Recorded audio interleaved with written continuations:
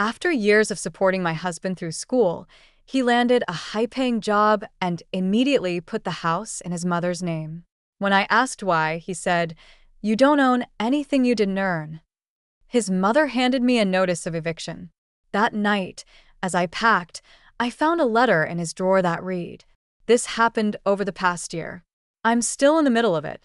I haven't really talked to anyone about this in full, but I need to get it out. I feel like I'm going crazy trying to make sense of what happened. So here goes. I met my husband when we were both in our early 20s. I had just graduated college and was working full-time at a bank. He was still finishing his undergrad, trying to get into law school. We clicked fast. He was charming, smart, driven, always talking about the future. He made me feel like we were building something together, like I was part of the bigger picture he had in mind. We moved in together after a year, got married 2 years after that.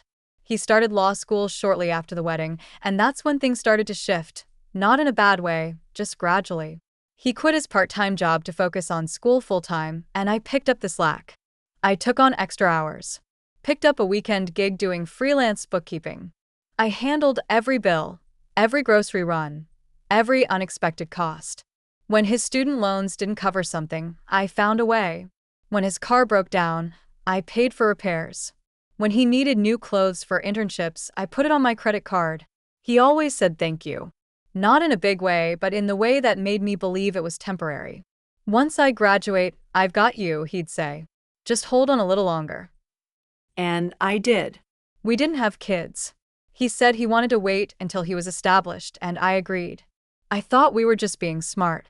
I thought this was what building a life looked like. You invest now. You reap the rewards later. You work as a team. He graduated, took the bar, got hired at a big firm about 2 hours from where we were living at the time. The job paid well, 6 figures, right out of the gate. I cried the day he got the offer. I remember feeling like we had made it, like finally, the hard part was over. We bought a house near his new job. Well, I bought it. The mortgage was in my name because his credit was still trashed from years of student loans. I used my savings, the little I had, for the down payment. I handled the paperwork. He barely looked at anything, just said, "Whatever you think is best." I took that as trust. At first, I didn't notice how cold he had become. I thought he was just tired. Long hours, new stress, big responsibility. I gave him space. I kept doing everything around the house: laundry, cooking, cleaning, bills. I didn't mind. I thought that was part of the deal. He was earning now. My turn to support him while he adjusted. But he wasn't the same. He started dressing differently. Expensive suits, flashy watch, a new iPhone I didn't even know he'd bought. He started going out for drinks with co-workers, but wouldn't tell me who. He started locking his phone, started turning off location sharing. He stopped saying thank you. He stopped saying anything, really. One night, I made his favorite dinner. He came home late, looked at the table, and just walked past it. Said he wasn't hungry. Went straight to the shower. Then the office. I sat at that table by myself for 2 hours, just staring at his plate. The next day, I asked him if something was wrong, if he was unhappy. He looked at me and said, "Why would I be unhappy? Everything's perfect." That was it. That was all he said. Things got worse from there. One day I came home from work early because I had a migraine. His mother was sitting in the living room. I hadn't even known she was coming. She didn't look surprised to see me, more like annoyed. She handed me a thick envelope. I thought it was maybe mail or something from her church. She's very involved in her church. I opened it and felt like the ground dropped under me. It was a quitclaim deed. My husband had transferred the house, my house, in my name, into her name. Not ours. Hers. It looked like it had been notarized the week before. I flipped through the papers, heart pounding, and there it was, an eviction notice. From her, giving me 30 days to move out. I asked her what the hell this was. She said very calmly, "It's nothing personal. We just think it's time you moved on." We, not he. We. I waited for him to come home. I didn't call or text. I just sat there on the couch with the paperwork in my lap. He came in, dropped his keys, barely looked at me. I held up the envelope and asked, "What is this?" He looked at me like I was overreacting. "It's done. You don't own anything you didn't earn." I said, "I bought that house. My name was on the loan."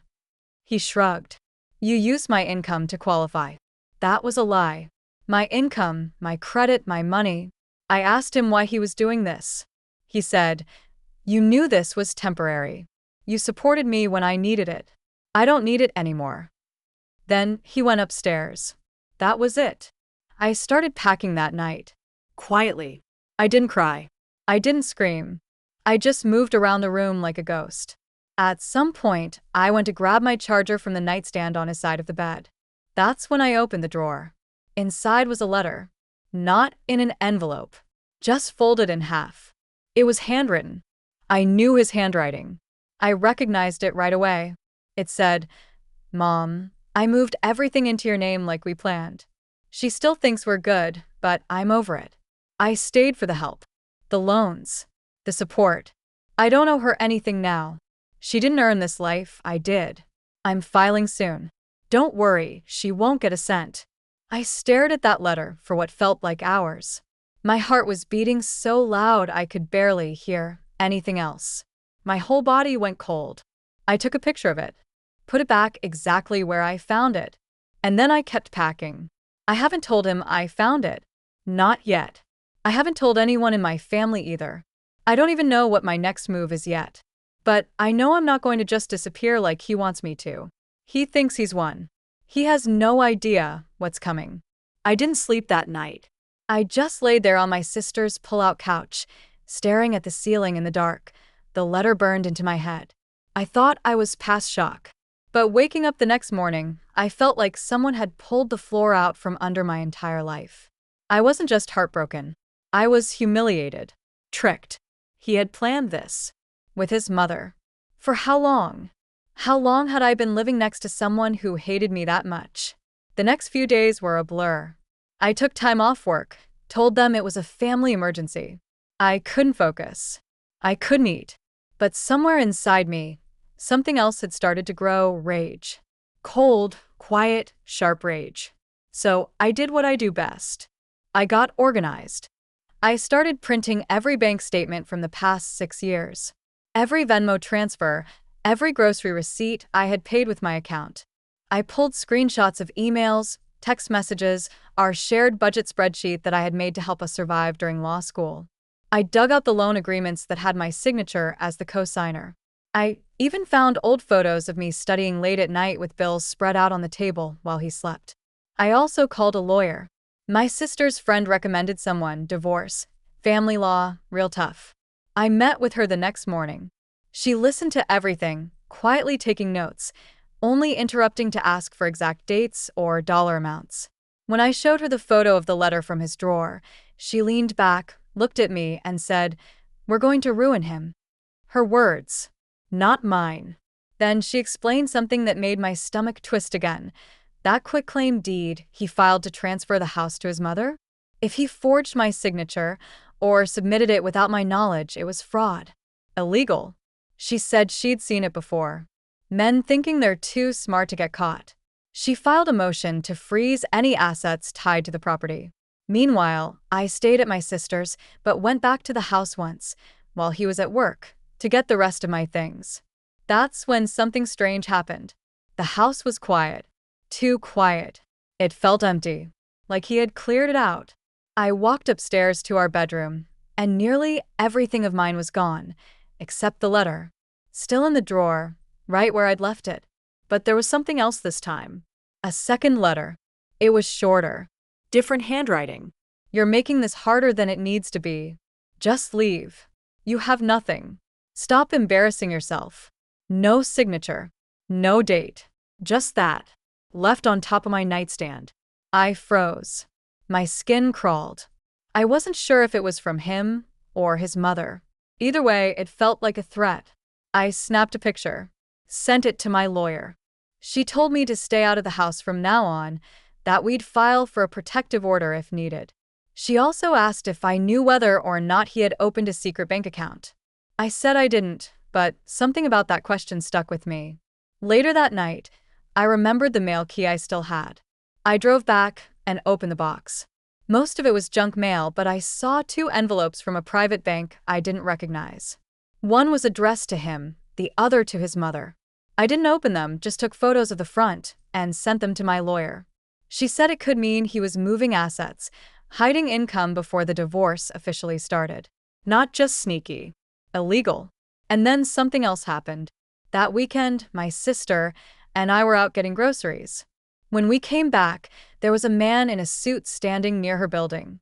He wasn't looking at us, but he was parked close to her driveway in a sleek black car.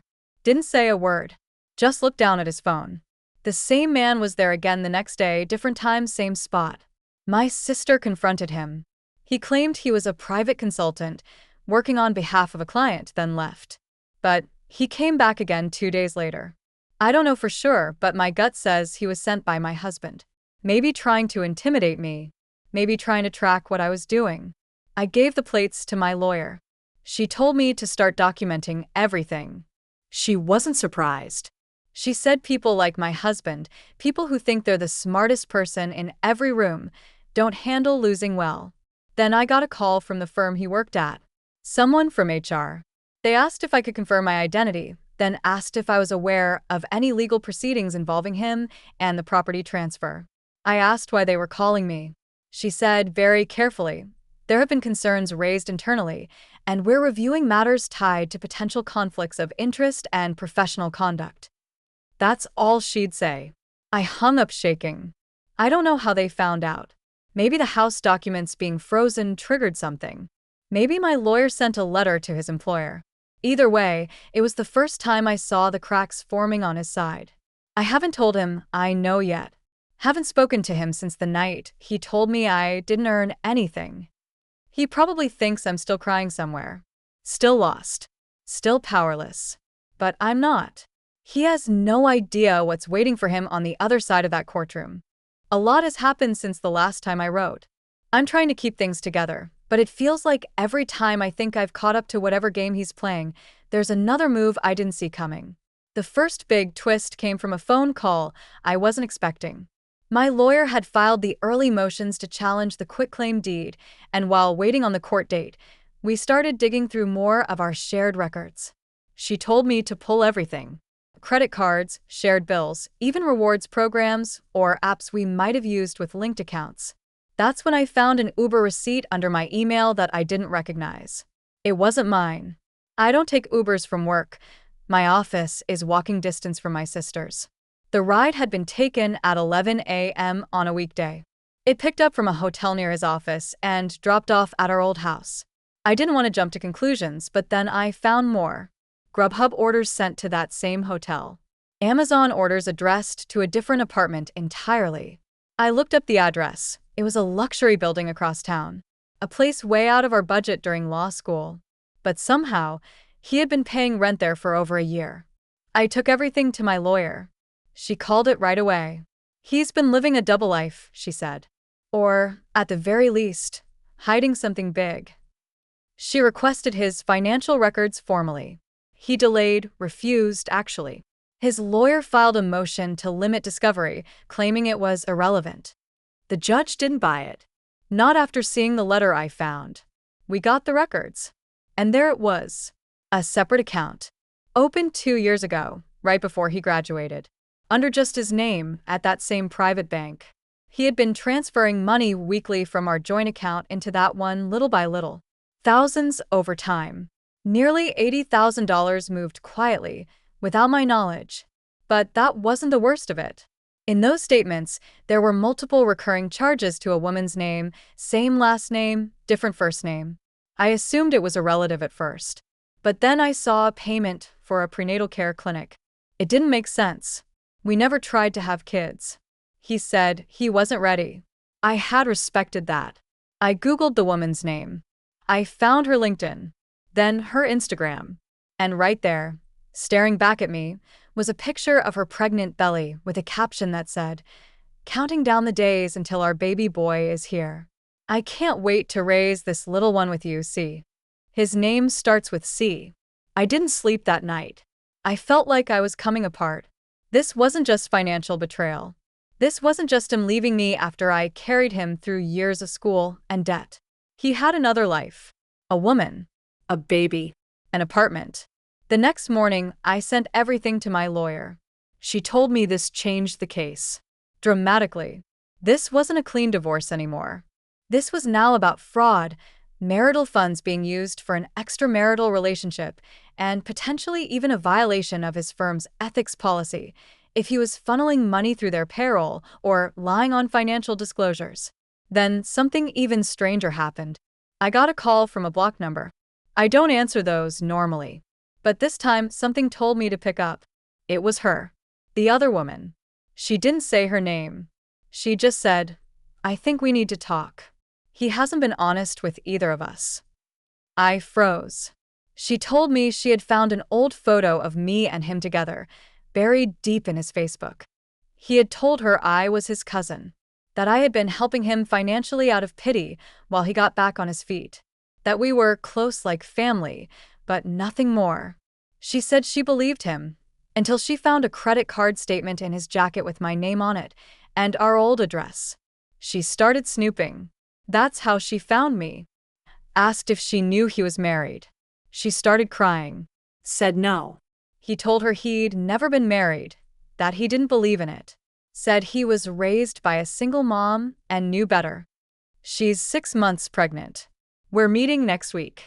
My lawyer said not to, but I need to see her. I need to see the person he's been living this second life with while I paid his rent, his food, his bar exam fees, his textbooks. My sister thinks it's a trap. I don't. I think she's just like me, a woman who got fed the same lies from the same mouth. There's one more thing, though. One last thing that's made everything worse. Last night, I got an email from my old HR department. Apparently, someone had called pretending to be from a bank, asking for employment verification. They were phishing, trying to see if I had income, where it came from, how much I was making. I don't know who it was, but I have a strong guess. He's preparing to claim I didn't contribute, that I was never really working, that I was just the housewife. But I've got every single tax return, every W-2, every pay stub, every 1099 from my side jobs. He thinks he buried me financially. He doesn't realize I saved everything. The court date is coming. And I'm not afraid anymore. I'm not his wife anymore. I'm his opponent. The last few months have been the ugliest of my life. Everything came to light piece by piece. The secret apartment. The secret child. The money he siphoned off. The intimidation tactics. I met the other woman in a coffee shop near my lawyer's office. She looked exhausted. Pale. Pregnant belly barely covered by an oversized hoodie. She had brought screenshots, bank statements, even voice messages he'd sent her. They were full of lies about me, about his job, about who he was. He told her he was a self-made man. He told her his mother's house, my house, was his. He told her she and their child would move in there after she gave birth. When I showed her our marriage certificate and the deed transfer, she started shaking. She had been living a fantasy he built on my back. She said she'd testify if needed. That was the turning point. My lawyer added her as a witness. We pulled his firm into the case with subpoenas. It turned out he had even used his company email to communicate with his mother about transferring assets, discussing ways to keep her from taking anything in court. It was all in writing. By the time we got to the first hearing, his perfect image was crumbling.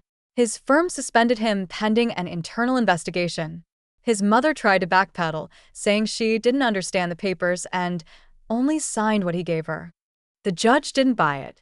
And then came the most dramatic moment of all. In open court, my lawyer read aloud the letter I had found in his drawer. Word for word. His face went red, then pale. When she finished, the courtroom was dead silent except for the sound of him whispering to his attorney. Then the other woman took the stand. She told everything, how he promised her my house, how he said I was out of the picture, how he'd been funneling money meant for our mortgage into the baby's apartment. He tried to claim I was unstable, that I had forced him into debt, that I was vindictive. But every time he said something, my lawyer slid another bank statement across the table. Another email. Another screenshot. Piece by piece, his story fell apart. The judge ruled that the quitclaim deed was fraudulent and void. The house was awarded fully to me. Half of his retirement and savings accounts, what was left, went to me as marital assets. Because he had used shared funds to support another household and child, the judge also ordered him to reimburse me for a portion of those expenses. And then came the part that made him snap. The judge ordered that his wages be garnished not only for my share of spousal support for a set period, but also for child support to the other woman, automatically deducted. He lost his job 2 weeks later. The firm quietly terminated him for misconduct. Without that income, he defaulted on the lease for his secret apartment. The other woman moved back in with her parents. She and I still talk sometimes. We're not friends, exactly, but we understand each other in a way nobody else can. His mother sold her own house to cover some of his debts. She still tries to send me texts blaming me for ruining her son's life. I don't respond. And me? I'm not a saint in this story either. Supporting him blindly for years was a choice I made. Looking back, there were red flags I ignored. His controlling tone, his secretive behavior, the way he let me carry everything financially without once offering a plan to pay me back. I built a cage for myself and handed him the key. But the day I left that house with my suitcase, I stopped being his victim. Now the house is legally mine. I sold it last month, paid off my debts, paid my lawyer, put the rest into savings. I signed up for therapy. I started a new job at a different bank, one where nobody knows my story. He, on the other hand, is living in a small apartment paid for by his mother. He's trying to take the bar in another state. Word about his case follows him everywhere. His reputation is shredded. I don't feel sorry for him. Not anymore. My revenge wasn't fire or screaming or destroying him on purpose. My revenge was surviving, keeping the receipts, outlasting the lies, walking into that courtroom with evidence, with my head high, and watching the truth destroy the mask he'd worn for years. And the last twist? The other woman gave birth 3 weeks ago. She named the baby after her father. No trace of my husband in the name. She filed for full custody. He's now paying for 2 lives he tried to erase. And me? I'm finally living mine.